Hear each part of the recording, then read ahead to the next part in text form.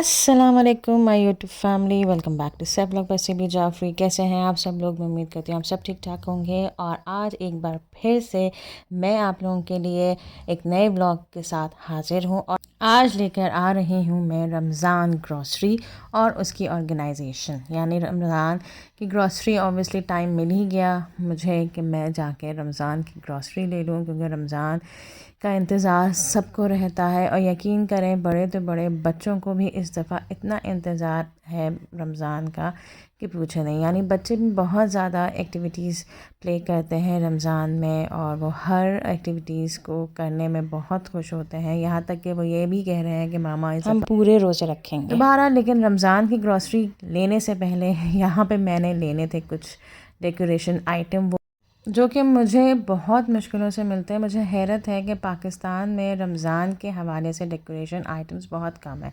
यहाँ पे मैं सिर्फ सर्चिंग ही कर रही थी, क्योंकि फ़र्स्ट टाइम जब मैंने ऑब्वियसली जब व्लॉगिंग मैंने स्टार्ट की, तो जब व्लॉगिंग के बाद फ़र्स्ट टाइम रमज़ान आया तो मैंने इसी जगह से ये सारी डेकोर ले ली थी। लेकिन इस दफ़ा मैं चाह रही थी कि मैं कुछ डिफरेंट डेकोर लूँ, तो डिफरेंट डेकोर मिलना मेरे लिए बहुत मुश्किल थी। मैंने सोचा था कि इस दफ़ा कुछ मैं सिल्वर थीम दूँ, तो मैं कुछ सिल्वर का लेना चाह रही थी। लेकिन यहाँ पे वही गोल्डन ही थीम थी जो कि मेरे पास पहले से मौजूद है।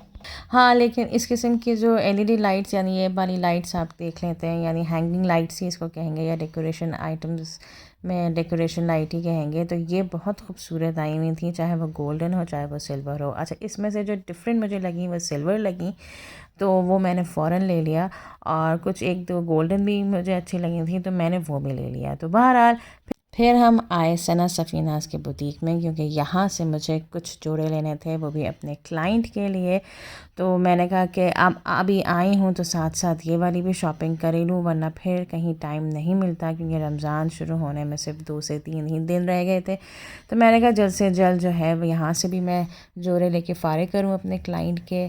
तो यहाँ से मैंने ले लिए, तो मैंने सोचा कि मैं आप लोगों को भी दिखाऊँ। अच्छा, यहाँ पे अभी तक ईद कलेक्शंस नहीं आए हुए थे, यहाँ पे कैजुअल ही कलेक्शंस आए हुए थे। मैंने बहुत देखा कि यहाँ पे कुछ आउटफिट्स नज़र आ जाए जो ईद के लिहाज से हों, लेकिन यहाँ पे बिल्कुल कैजुअल आउटफिट्स आए हुए थे। और यही नहीं, बल्कि मैंने एक दो और बुटीक्स में देखे थे। तो अभी तक मतलब मेरी नज़रों से एज सच ईद कलेक्शन नहीं गुजरा। हो सकता है आ गए हों, क्योंकि मेरी पसंद कुछ और होती है और बाकी दूसरों की कुछ और पसंद होती है। इसी वजह से मैंने ये वाले भी कलेक्शन दिखा दिए थे सना सफ़ीनाज़ के, जैसे कि ये चिकनकारी के थे, एक ऑरेंज में थे, या पीच कलर कह सकते हैं, ये आप ऑफ वाइट कलर कह सकते हैं। ये दो मुझे खूबसूरत कलर्स लगे। अब ब्राइट कलर्स तो मैं दीवानी हूँ ब्राइट कलर्स के, कि जिस तरह ये पिंक कलर या येलो कलर या ब्लू कलर। तो ये प्योर चिकनकारी के सूट्स थे, स्टिच्ड, और बहुत ही खूबसूरत लग रहे थे। तो बहरहाल यहाँ से हम कारफोर गए, लेकिन जब कारफोर आए तो बेइंतहा रश था। तो फिर हमने सोचा कि हम दूसरे दिन आएँ, क्योंकि इस वक्त जो है वो क्लोजिंग टाइम भी हो रहा था, और इतनी जल्दी जल्दी में हम लोग ग्रॉसरी कर नहीं सकते थे। तो फिर इसी वजह से हम लोगों ने सोचा कि चलो नेक्स्ट डे आएँ, और फिर नेक्स्ट डे आराम से और सोच समझ के यहाँ की ग्रॉसरी की जाए। तो सबसे पहले हमने लिया अपना तेल, जो कि बहुत इम्पॉर्टेंट चीज़ होती है रमज़ान में। और फ़िलहाल अभी मैंने एक ही डिब्बा लिया था, जो कि मुझे कम लग रहा था, लेकिन मैंने अभी इनसे कहा कि नहीं, अभी आप एक ही बॉक्स लें, जैसा मुझे अंदाज़ा हो कि हम ये एक बॉक्स कितने दिन में ख़त्म करते हैं। तो उससे ऑब्वियसली अंदाज़ा हो जाता है। और फिर कोशिश करें कि ये एक बॉक्स जो है तकरीबन 20 या 25 दिन तो चले चले, ताकि फिर ख़ुद को सुकून मिले कि हमें हमने ऑयल कम खाया है इस महीने। फिर उसके बाद हमने लिया नॉर्मल बॉक्सेस, जो कि ये बहुत शान और नेशनल के बॉक्सेस बहुत इम्पॉर्टेंट होते हैं हर एक घरेलू ख़वातीन के लिए। तो यहाँ से हमने लिए मसाले, और साथ ही साथ मैंने चटनी इस दफ़ा ली थी, हरी चटनी। अच्छा, मुझसे साफ बात है, या आप मुझे पता नहीं है, आप कहें कि सुगड़ नहीं है ये लड़की, लिटरली मैं इन चीज़ों में इतनी सुगर नहीं हूँ, मुझसे पुदीने की चटनी अच्छी नहीं बनती। तो मैंने इसलिए ले ली थी ये हरी चटनी रेडीमेड, और यकीन करें इसका टेस्ट बहुत ही मज़े का होता है।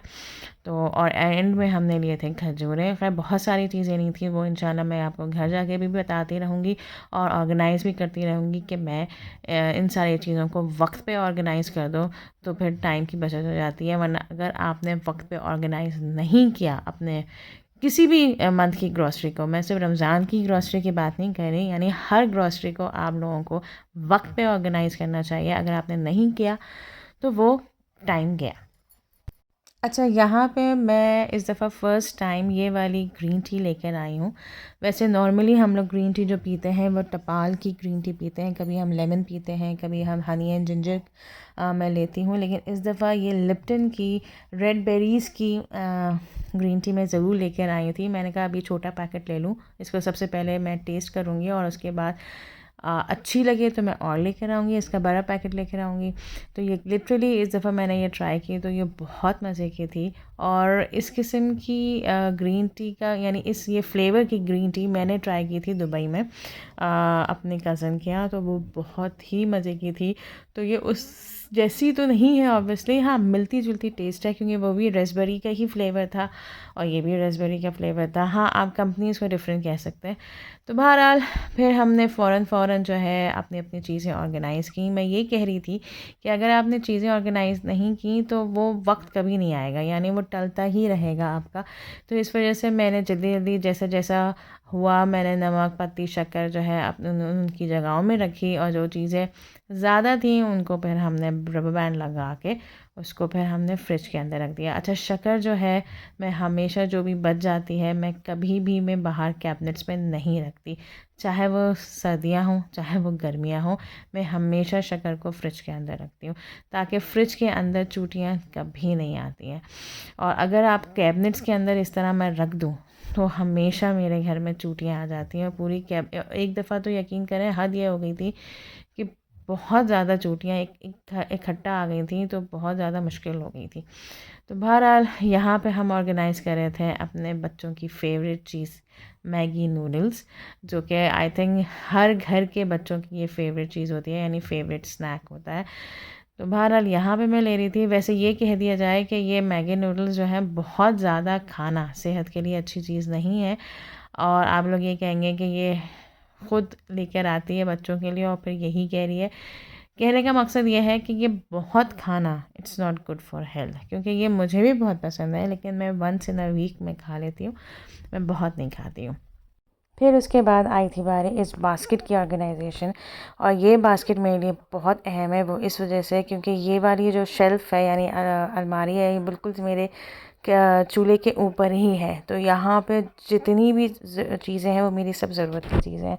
जैसे कि ये क्यूब्स हैं, ये ज़्यादातर मैं चावल की डिश जब भी बनाती हूँ, या पुलाव आप कह दें, मटर पुलाव हुआ या आलू की तायरे हुई, तो मैं ये स्टॉक ज़रूर डालती हूँ ताकि लिटरली बच्चे शौक़ से खा लेते हैं। और इवन दाल में भी अगर आप ये स्टॉक यानी स्टॉक का क्यूब डालें तो वो भी बहुत टेस्टी हो जाती हैं।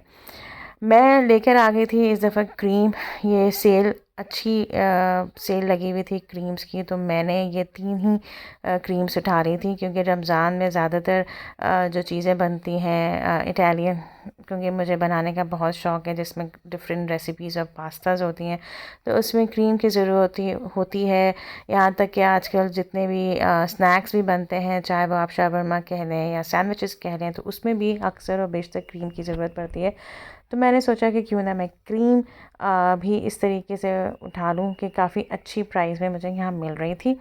और फिर उसके बाद मैंने डिफरेंट टाइप्स ऑफ पास्तास भी ले लिए थे, कुछ पैने रबातिया ले लिए थे, पैने शेप के ले लिए थे, और कुछ एल्बो के शेप के पास्तास ले लिए थे, और उनको मैंने इसी तरीके से शीशे के जार में ऑर्गेनाइज़ करके रख दिए थे। अच्छा, बेसन छोले वो भी मैंने ले लिए थे, लेकिन वो मैंने बहुत पहले, यानी इसी आज ही के दिन जो है वो मैंने ऑर्गेनाइज़ करके रख दिए थे।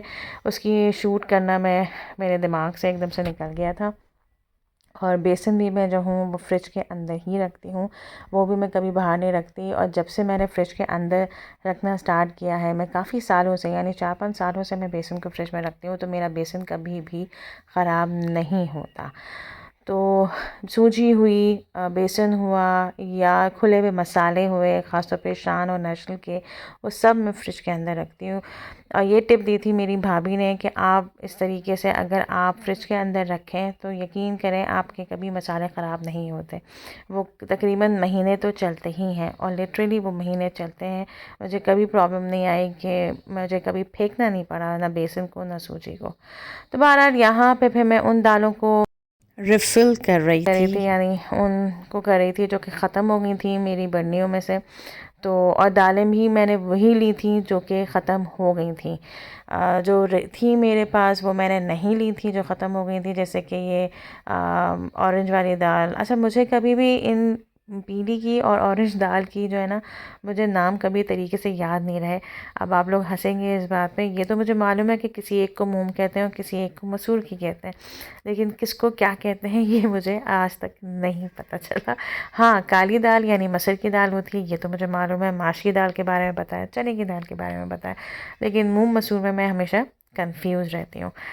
तो बहरहाल यहाँ पे मेरी दालें भी ऑर्गेनाइज़ हो गई थी। यहाँ पे अच्छा, मैं वो दाल रख रही थी। यहाँ भी मैंने एक कंटेनर लिया हुआ है दालों के लिए, ख़ास तौर पे कि जो रह जाती हैं, जिनके पैकेट्स जो यूज़ नहीं आते, तो वो पे मैं इस कंटेनर के अंदर रख देती हूँ।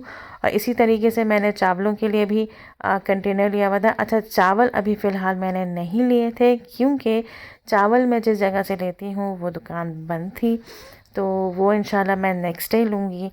और इस तरह मेरी रमज़ान की ग्रॉसरी हो गई थी कंप्लीट। इसमें सिर्फ आटा रह गया था, तो आटा भी मैंने ले लिया था, लेकिन रोटी का सिस्टम जो है वो मेरे नीचे वाले किचन में है, तो आटा वहीं के वहीं मैं ऑर्गेनाइज़ कर देती हूँ, तो इसलिए ऊपर वाले किचन में मुझे लाने की ज़रूरत नहीं होती।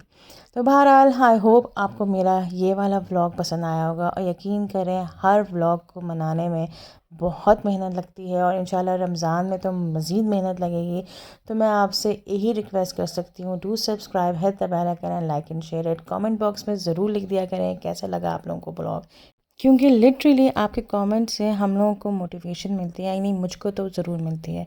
इंशाल्लाह नेक्स्ट व्लॉग में मिलती हूँ। अल्लाह हाफ़िज़।